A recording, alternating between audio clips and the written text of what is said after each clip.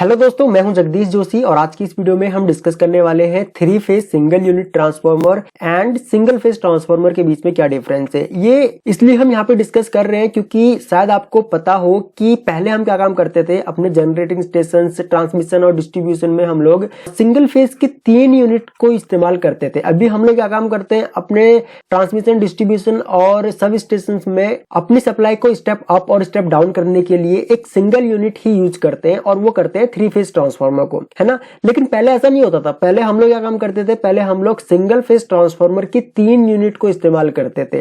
ठीक है, हर एक फेज पे अलग अलग यूनिट इस्तेमाल की जाती थी। लेकिन आज के टाइम में क्या कर दिया हम लोगों ने, इन तीनों ही ट्रांसफार्मर को एक में ही वाइंड कर दिया और ये हो गया हमारा थ्री फेज ट्रांसफार्मर। ठीक है, तो इसके क्या एडवांटेजेस हैं या फिर पहले हम इनको क्यों इस्तेमाल करते थे और इनके क्या एडवांटेजेस थे, वही आपको इस वीडियो में जानने को मिलेगा। आप हमारा एंड्रॉइड एप्लीकेशन में डाउनलोड कर सकते हो। अभी हमने RLC एंड PLC प्रोग्रामिंग का कोर्स स्टार्ट किया हुआ है। अगर आप उस कोर्स को ज्वाइन करना चाहते हो या फिर कुछ ज्वाइनिंग से रिलेटेड अगर आपकी कोई भी क्वेरी हो तो आप इस नंबर पे कॉल करके हमसे पूछ सकते हो। आप हमें इन सोशल मीडिया साइट्स पे भी फॉलो कर सकते हो और आपको इस लेक्चर की PDF हमारे टेलीग्राम ग्रुप पे मिलेगी। तो मान के चलिए कि गुजरात का हमारा कोई न्यूक्लियर पावर स्टेशन है और यहाँ पे हमने इलेक्ट्रिसिटी जनरेट करी।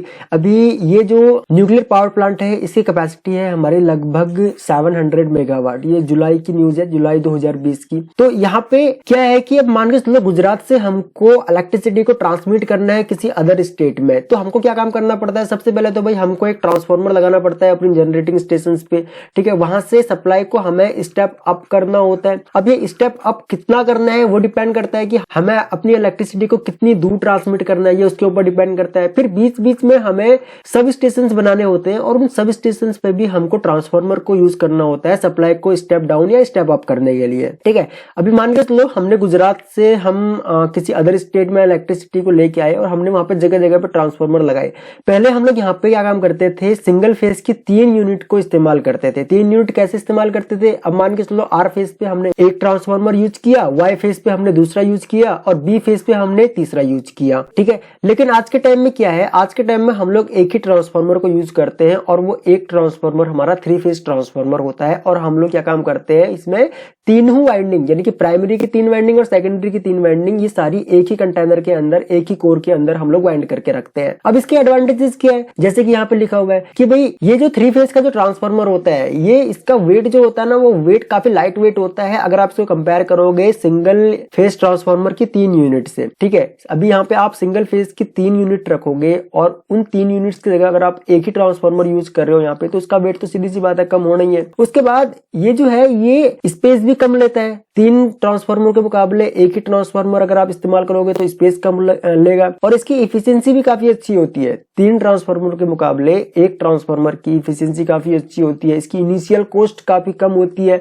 काफी कम मतलब कि 15% तक कम रहती है अगर आप इसको कंपेयर करोगे 3 सिंगल फेज ट्रांसफार्मर से। ठीक है, अभी यहाँ पे अगर आपको तीनों वाइंडिंग के लिए अलग अलग ट्रांसफार्मर्स रखने पड़ रहे हैं तो सीधी सी बात है उनकी कूलिंग का ध्यान रखना है, उनके मेंटेनेंस का ध्यान रखना है। ठीक है, तीनों के लिए अलग अलग कंटेनर्स रखने हैं, तो उसमें कॉस्ट जो है वो 3 फेज ट्रांसफार्मर के मुकाबले 15% ज्यादा जाती है 3 सिंगल फेज ट्रांसफार्मर में। ठीक है, उसके बाद 3 फेज ट्रांसफार्मर का जो मेंटेनेंस जो होता है ना, वो मेंटेनेंस कम होता है अगर आप 3 सिंगल फेज ट्रांसफार्मर से इसको कंपेयर करोगे। तो ये तो हो गए इसके कुछ एडवांटेजेस जिसकी वजह से हमने 3 सिंगल फेज ट्रांसफार्मर को रिप्लेस कर दिया 3 फेज के एक ट्रांसफार्मर से। अब हम बात करते हैं disadvantage of 3 phase single unit transformer की। यहाँ पे आपको सिंगल फेज ट्रांसफार्मर के बारे में भी जानने को मिलेगा। तो पहला पॉइंट तो ये है यहाँ पे कि it is more difficult to repair. अब ये डिफिकल्ट क्यों है रिपेयरिंग में, क्योंकि तीनों वाइंडिंग इसमें एक ही कंटेनर के अंदर होती है। 3 वाइंडिंग प्राइमरी की होती है और 3 ही वाइंडिंग होती है इसमें सेकेंडरी की, तो इसलिए ये डिफिकल्ट होता है। अगर मान के चलो आपका B फेज की कोई सेकेंडरी कॉइल जो है वो अगर आपकी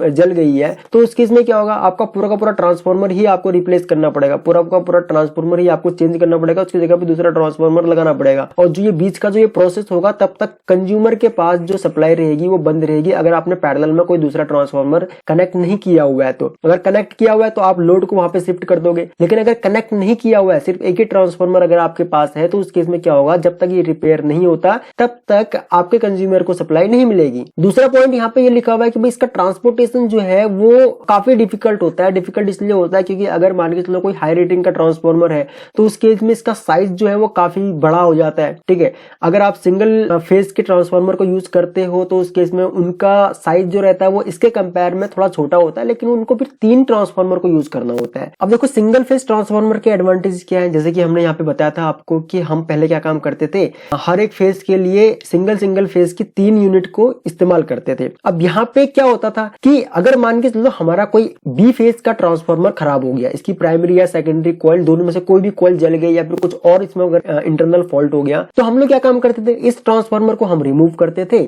इसके जगह पे हम लोग दूसरा ट्रांसफॉर्मर लगा देते थे। तो इस केस में एक ही ट्रांसफॉर्मर हमें स्पेयर के लिए रखना होता था और इसकी काफी इजी पड़ता था क्योंकि सिंगल फेज का ट्रांसफॉर्मर है तो इसकी कॉस्ट भी कम रहेगी, है ना। तो ये काम जल्दी हो जाता था। और बाकी एक और एडवांटेज था, बी फेज का ट्रांसफॉर्मर हमने रिमूव किया तो इसके साथ में जो आर और वाई फेज के जो कंज्यूमर है इनको सप्लाई कंटिन्यू मिलती रहती थी। अभी यहाँ पे सिर्फ बी फेज के जो कंज्यूमर है उन्हीं की सप्लाई यहाँ पे कटेगी। ठीक है, ये इसका एडवांटेज था। तो इस सब से बचने के लिए हमने क्या काम किया कि भाई ज्यादा स्पेस ना ले, और जो सिंगल फेज के जो ट्रांसफॉर्मर होते हैं, अभी हम लोग क्या काम करते हैं कि भाई 3 ट्रांसफॉर्मर हम लोग यहाँ पे यूज करते हैं। देखिए यहाँ पे हम अगर 3 ट्रांसफॉर्मर सिंगल फेज के अगर हम यहाँ पे यूज कर रहे हैं तो उस केस में क्या होता है कि ये ज्यादा स्पेस लेते हैं। ठीक है, इनको इंस्टॉल करने के लिए ज्यादा स्पेस की रिक्वायरमेंट होती है और ज्यादा मेंटेनेंस की जरूरत होगी क्योंकि हमें तीनों ट्रांसफॉर्मर को अलग से इनका मेंटेनेंस करना पड़ेगा, इनका प्रिवेंटिव करना पड़ेगा, तीनों का अगर ऑयल कूलिंग है तो वो चेक करनी पड़ेगी। ठीक है, तो इनका मेंटेनेंस का कॉस्ट भी ज्यादा आता है, इनिशियल कॉस्ट भी इनकी ज्यादा होती है। ठीक है, तो इसलिए हमने